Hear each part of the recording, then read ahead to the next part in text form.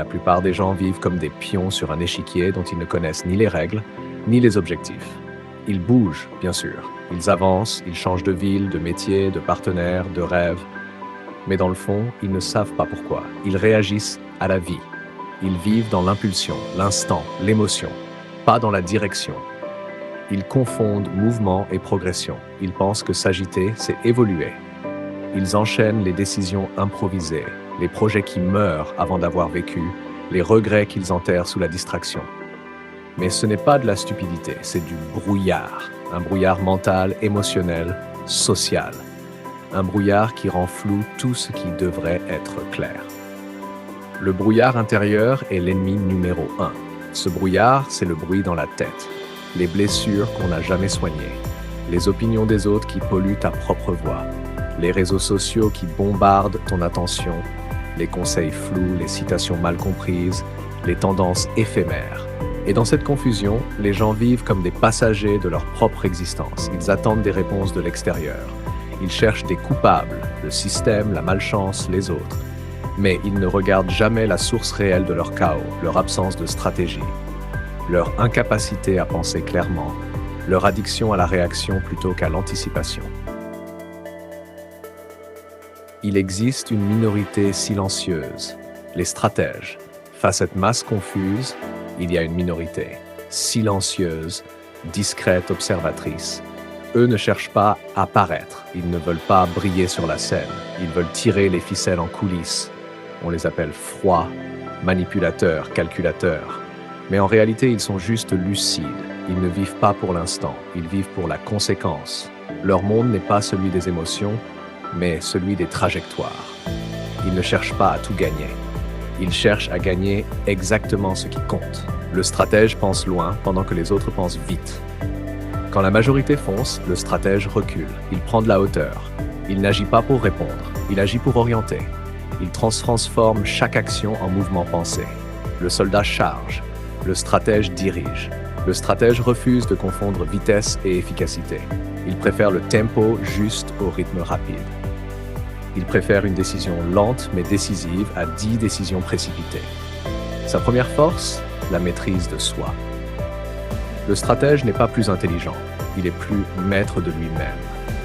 Là où la masse explose à la première provocation, lui se tait, il absorbe, il analyse. Quand les autres crient pour exister, lui reste silencieux pour dominer. Il sait qu'à chaque fois qu'il réagit trop vite, il perd du pouvoir. Parce qu'un esprit non maîtrisé est une arme tournée contre soi. Il choisit ses batailles, refuse les gestes inutiles. Le stratège ne cherche pas à tout contrôler, il ne répond pas à tout, il ne cherche pas à convaincre tout le monde. Il n'a pas besoin d'avoir raison, il veut avoir l'impact. Il laisse passer certaines attaques, il encaisse certaines pertes. Non pas par faiblesse, mais parce qu'il pense en termes de guerre, pas de combat. Il peut reculer aujourd'hui s'il sait que ça lui donnera un avantage stratégique demain. Il choisit ses batailles, comme un joueur d'échecs choisit ses sacrifices, parce qu'il a le plan en tête. Il vit dans le futur et agit en fonction. Le stratège ne vit pas pour le confort immédiat. Il vit pour l'effet à long terme. Il se demande toujours « et après ? Et ensuite ? Et dans 6 mois et dans 5 ans ?» Chaque décision est évaluée non pas sur son ressenti, mais sur ses conséquences. Il n'achète pas un plaisir, il investit dans un résultat. C'est cette patience stratégique qui le distingue. Il n'a pas besoin de tout de suite. Il préfère tout au bon moment.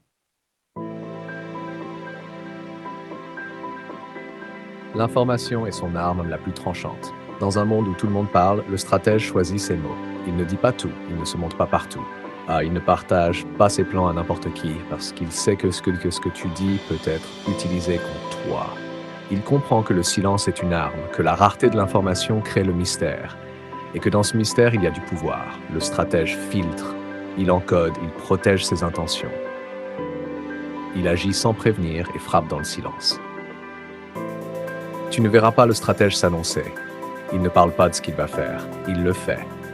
Et quand c'est fait, il est déjà ailleurs. Il ne cherche pas à prouver, il cherche à transformer. Les gens qui doutaient, ils arrivent toujours trop tard, parce qu'ils ont passé leur temps à commenter pendant que lui construisait. Il transforme ses défaites en munitions. Le stratège connaît l'échec. mais il ne subit pas. Il l'analyse, il le démonte, il l'absorbe et il le transforme. Chaque douleur devient une ressource, chaque perte un levier. Il ne nie rien, il transforme tout. Tu ne peux pas battre quelqu'un qui fait de ses chutes des plans d'attaque. Cher son pouvoir ultime à prendre plus vite que les autres. Le stratège est un élève éternel. Éternel. Il observe, il teste, il se remet en question.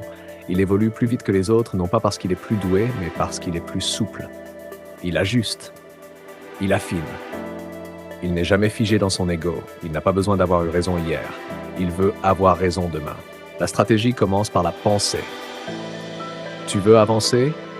Apprends à penser, pas comme les autres, comme un stratège. Pense en silence, observe longtemps, parle peu, et transforme chaque moment de ta vie en mouvement vers un but. Arrête de chercher des réponses toutes faites, commence à poser des bonnes questions. Ce monde appartient à ceux qui comprennent le jeu, pas à ceux qui crient le plus fort, pas à ceux qui courent le plus vite, pas à ceux qui brillent dans l'instant. Ce monde appartient à ceux qui planifient, à ceux qui savent se taire, à ceux qui sacrifient la gratification immédiate pour une victoire invisible mais inévitable. Et si tu veux apprendre ça, pas à pas. Reste proche. Ici, on ne vend pas des rêves, on construit des visions. On te donne des outils, des stratégies, des façons de voir la réalité que personne t'a jamais expliquée. Parce qu'une fois que tu comprends le jeu, tu ne peux plus jamais retourner dans l'ignorance.